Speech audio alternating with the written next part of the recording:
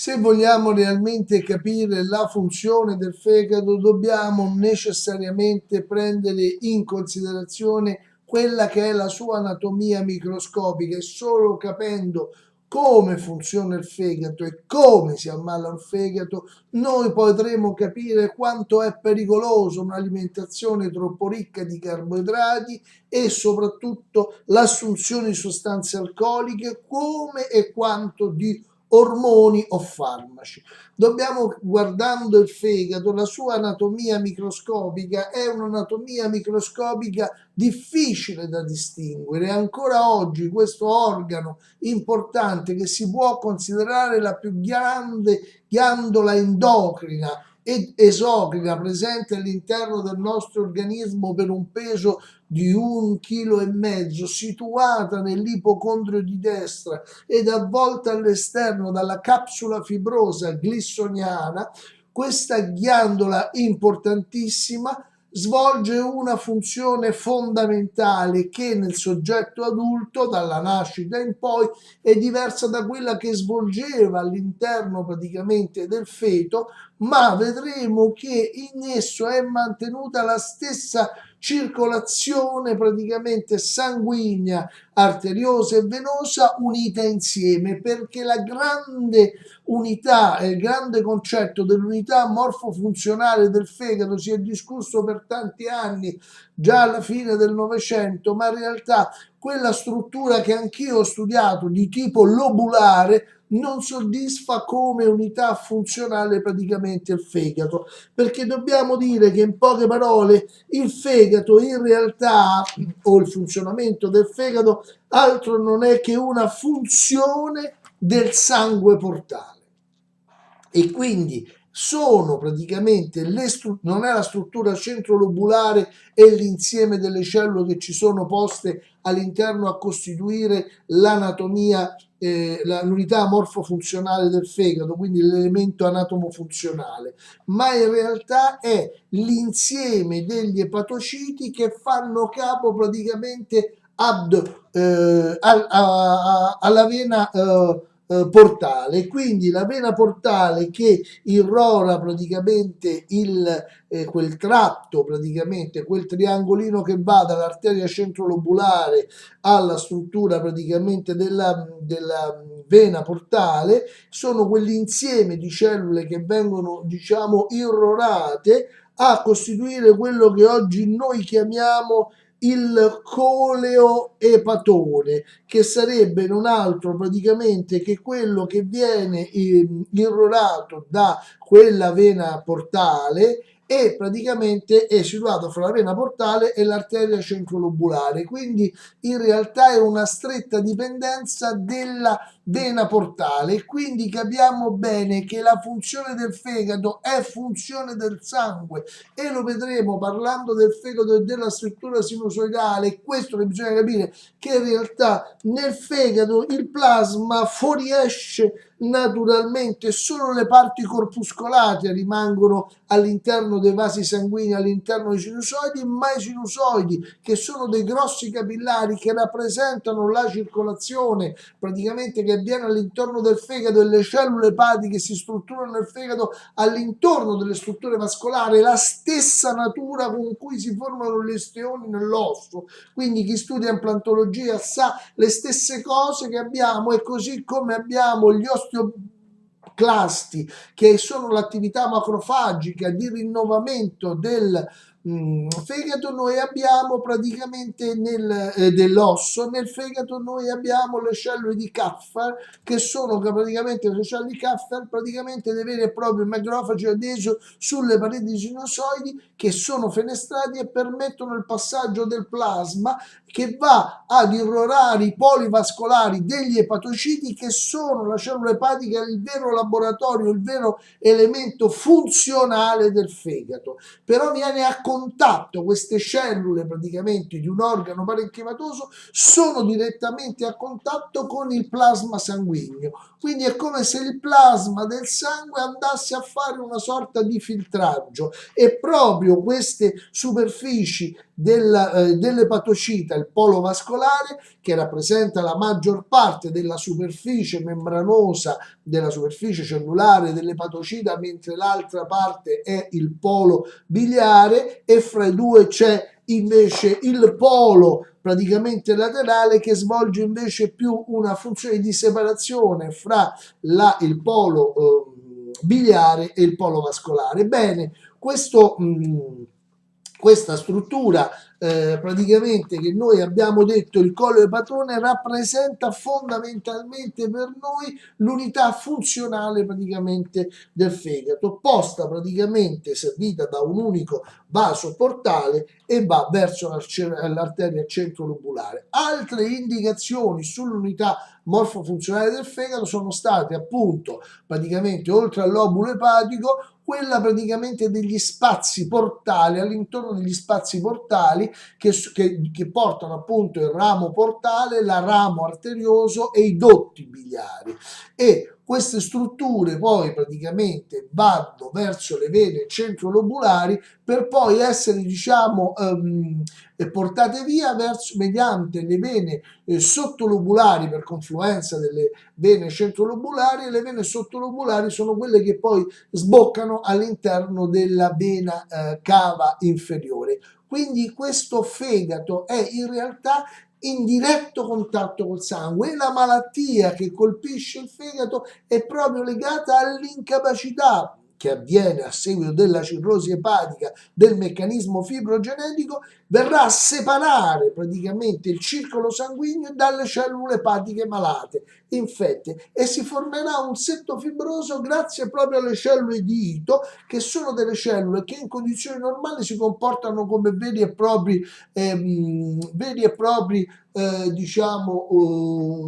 lipociti, cioè accumulano il grasso, in particolar modo accumulano vitamina A, che sicuramente per il fegato è una vitamina molto importante proprio per le funzioni epatiche di sostegno, e quindi è importante dare la vitamina A. Ecco perché è importante un integratore multivitaminico che deve essere assunto. E invece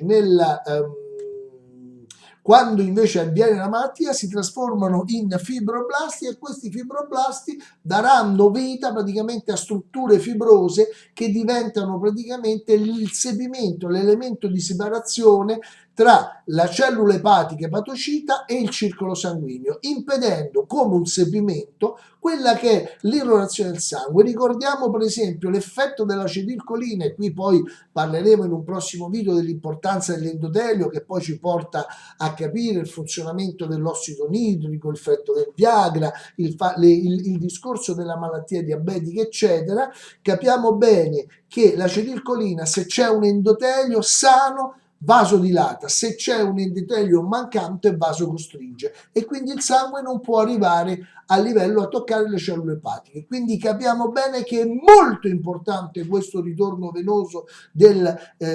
sangue al fegato, che è molto importante che il fegato non opponga resistenza, quindi un fegato steatosico oppone resistenza, è molto importante che un fegato non ci sia ristagno di bile, ecco l'importanza della pulizia del fegato. E dobbiamo ricordare, nell'ambito della struttura praticamente del fegato, noi abbiamo del lobulo epatico, se lo guardiamo, tre zone: la zona 3, che è quella delle lamine periferiche, poi abbiamo praticamente la zona 2, in cui praticamente abbiamo la zona con altre funzioni, e la zona 1 è in corrispondenza dell'arteria centrolobulare. Quello che per noi diventa fondamentale è capire quindi che le unità funzionali del fegato, oggi che noi accettiamo il coleo epatone, in passato si parlava di lobulo epatico, e veniva distinto nel lobulo epatico tre zone con gli epatociti simili fra di loro a livello macroscopico, ma che svolgono funzioni diverse, e sono anche quelli che ci indicano praticamente, queste tre zone, anche il grado di alcune malattie. Poi, oltre praticamente a quella della struttura a lobulo, abbiamo quella che è la struttura in cui il sangue ha un andamento centripeto verso l'arteria centrolobulare, mentre praticamente la bile ha un andamento centripeto. E ricordiamo che è importante l'area di irrorazione data dalla vena porta, anche perché l'arteria epatica che porta sangue arterioso al fegato si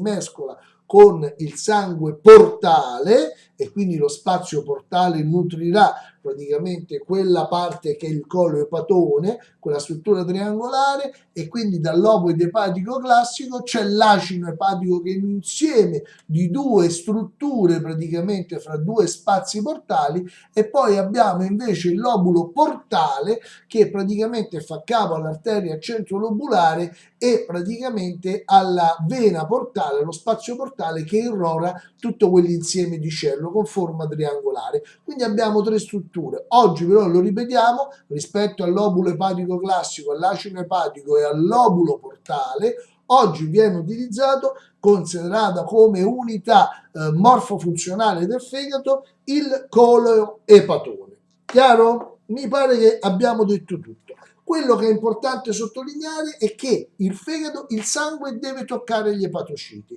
Questo sangue ovviamente, le parti corpuscolari rimangono all'interno dei capillari sinusoidi e mediante le fenestrazioni dei capillari sinusoidi una prima barriera che il fegato pone sono le cellule di cafferi macrofagi che sono situate ai capillari, esce il plasma che va a toccare gli epatociti che nel loro polo vascolare hanno come la mia manina, come dei villi, che possono filtrare praticamente il sangue ma anche avere un'importante funzione secretrice, ed è proprio questa funzione di secrezione che per noi diventa praticamente fondamentale. Mi fermerei qui e poi passerei ad un ulteriore approfondimento, ad un secondo passaggio per parlarvi del fegato. Una volta che abbiamo capito il fegato e avremo capito praticamente l'endotelio, capiremo che è fondamentale per questa struttura epatica, visto che arriva direttamente il sangue a contatto, tutto ciò che noi introduciamo per via orale all'interno del nostro organismo e che può essere rapidamente assorbito dalla parete gastrica o dal primo tratto dell'intestino, quindi duodeno e primo tratto del digiuno, praticamente arriva direttamente nel sangue, nel circolo portale, arriva con esso a livello del fegato, può essere un vero e proprio veleno, come un veleno sono le aflatossine, cioè il veleno dei funghi prodotte dalla candida intestinale che può raggiungere, che alberga all'interno, può raggiungere direttamente il fegato, ma non solo la candida produce le aflatossine, ma dà origine alla fermentazione alcolica degli zuccheri, quell'alcol etilico prodotto dalla fermentazione della candida quando noi assumiamo carboidrati diventa un veleno che lavora 24 ore sul nostro fegato, e il nostro fegato purtroppo va incontro a una malattia chiamata cirrosi epatica per questa iperattività delle cellule di Ito, che sono delle cellule fibrogenetiche che tendono praticamente a far ammalare queste cellule fibrogenetiche e il fegato, e la conclusione di tutte le malattie del fegato, dalle epatiti alle epatopatie,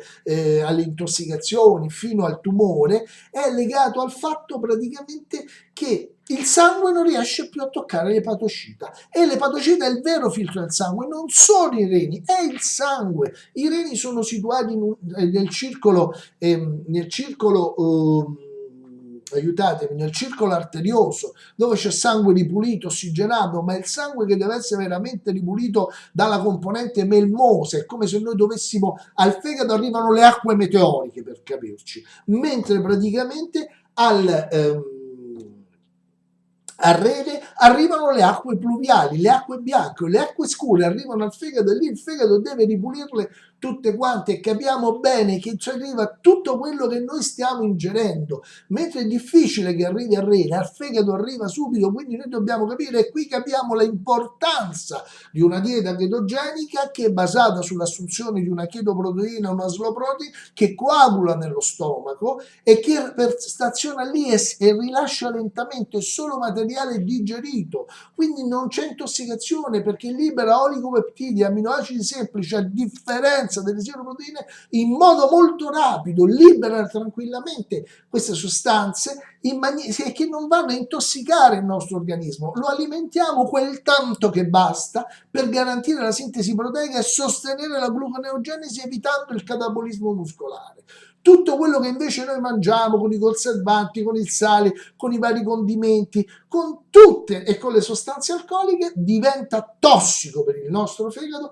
che deve fare un lavoro pazzesco. Il lavoro pazzesco lo fa, si rigenera il fegato che noi vogliamo distruggere con gli alcolici, si rigenera, ma la rigenerazione avviene partendo dalle cellule di Ito, quelle cellule stellate che si comportano in condizioni di riposo, di fisiologia, come dei lipociti, accumulano il grasso. Ecco perché già non dobbiamo mangiare i carboidrati, ma quando vengono attivati da sostanze più tossiche come droghe, come alcol e quant'altro, queste cellule formano tessuto fibroso che cerca di riparare, di proteggere praticamente gli epatociti, creando però una lamina, e questa praticamente diventa l'elemento distruttivo del fegato, che non viene più a essere bagnato praticamente dal sangue. Noi non ce ne accorgiamo dal plasma e quindi non si interfaccia più con il plasma, non c'è più questo letto vascolare aperto nel fegato, aumenta la pressione dagli arti inferiori, dalla milza, eccetera, ma comunque sia non arriva più sangue, e quindi tutto il circolo di ritorno al cuore sciunta il fegato, si forma il sistema portosistemico, quelle vie di sciunto di anastomosi che abbiamo sicuramente già parlato, se no le ripeteremo, e quelle sono l'elemento pericoloso che porta le tossine al cervello, creando il grande danno, il grande disastro ecologico a livello praticamente del nostro organismo. Mantenere un fegato sano è fondamentale. Per mantenere un fegato sano il primo passo è non assumere sostanze tossiche, quindi dobbiamo fare attenzione a quello che stiamo mangiando, in particolar modo evitare i carboidrati raffinati, i carboidrati ad alto indice glicemico e le sostanze alcoliche. Altro elemento importante, conservanti e quant'altro, altro elemento importante, dobbiamo mantenere un pH praticamente intestinale il più possibile neutro, tendenzialmente alcalino, per favorire lo sviluppo della flora batterica amica, del microbiota amico intestinale, e ridurre la crescita e lo sviluppo praticamente della candida intestinale, dei funghi, dei miceti e degli batteri saprofiti, praticamente aerobi e anaerobi facoltativi, ma anche potenzialmente patogeni come le Escherichia coli, presenti nel nostro intestino, soprattutto quelli che hanno una fermentazione alcolica degli zuccheri. E inoltre praticamente oltre a questo dovremo praticamente, e questo ci potremo aiutare con il cloruro di magnesio, con l'utilizzo dell'argilla e con ricostruire la flora con i probiotici, e soprattutto ridurre la flora con l'antiparassitario che noi consigliamo, mantenendo così un intestino valido. E poi dovremo praticamente mantenere il nostro fegato pulito. Per pulire il fegato dobbiamo aumentare la vascolarizzazione, la dilatazione di quelli che sono praticamente gli alberi portali, diciamo, gli spazi portali in cui praticamente si dilatano, e quindi arriva più sangue con l'arteria epatica, arriva più sangue con la vena porta, perché c'è vasodilatazione e funzione parasimpatica, e si dilatano anche i canalicoli biliari, e viene favorita l'attività dell'ormone colecistochinina, che questo grazie all'azione dell'assunzione del solfato di magnesio, solfato, zolfo, che per il fegato è il minerale ideale per la ricostruzione soprattutto di aminoacidi importanti, perché il fegato avendo un ricambio continuo, il fegato si può paragonare alle cellule della parete intestinale del colon che noi cambiamo ogni 48 ore. Anche il fegato ha un forte ricambio, perché viene a contatto più o meno con lo stesso materiale presente all'interno del lume intestinale, quindi hanno bisogno di zolfo, hanno bisogno di composti di aminoacidi solforati come la metionina, ha bisogno di zolfo perché per l'attività antiossidante è affidata a enzimi come il glutatione, che utilizzano praticamente, sono tiolici, utilizzano lo zolfo. Quindi dobbiamo ben capire che il fegato è un organo di cui noi dobbiamo avere massima attenzione e massima cura se vogliamo aumentare la nostra sopravvivenza sul pianeta. Grazie. La prossima volta cercheremo di affrontare praticamente tutti gli altri argomenti e essere più esaustivi. Soprattutto cercheremo di parlare anche dell'endotelio e di approfondire il discorso del